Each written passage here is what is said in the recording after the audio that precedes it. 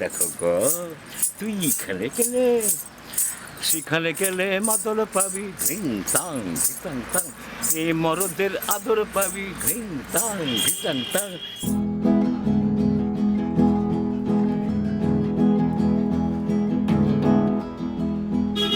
তু লাল পাহাড়ির দিশে যা, রাঙা মাটির দিশে যা।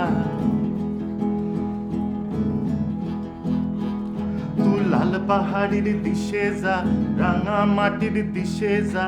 এটাকে তুই মানাইছে নাই রে, একেবারে মানাইছে নাই রে। তু লাল পাহাড়ির দিশে যা, রাঙা মাটির দিশে যা। এটা কি একটা কালেকটিভ প্রসেস ছিল না? আপনি কিভাবে শুটটা হয়েছিল কি করে? কারণ গানটা কিভাবে হলো পুরো গল্পটা পেলাম, শুটটা বেরোলো কি করে? অরুণ চক্রবর্তী বলে একজন কবি, ও একটা গান নিয়ে আসলো, ওই লাল পাহাড়ির দেশে যা, রাঙামাটির দেশে যা, হেতাকে তোকে মানাইছে না গো।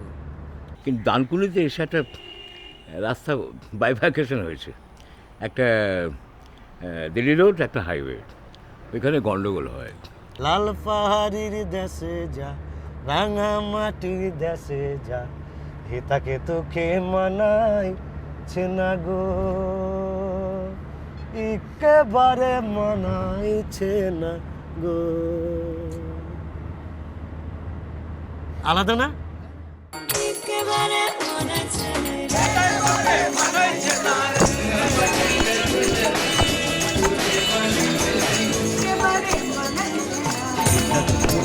মানাইছে নাই গো,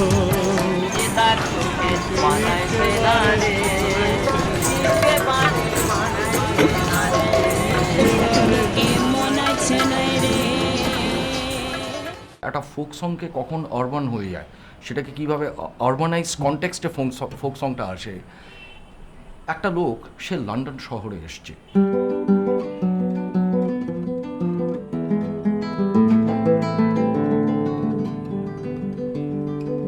তুই লাল পাহাড়ের দেশে যা, রাঙা মাটির দেশে যা, হিতায় তোকে মানাইছে না রে, একেবারে মানাইছে না রে। তুই লাল পাহাড়ের দেশে যা, রাঙা মাটি দেশে যা, হিতায় তোকে মানাইছে না রে, একেবারে মানাইছে না রে।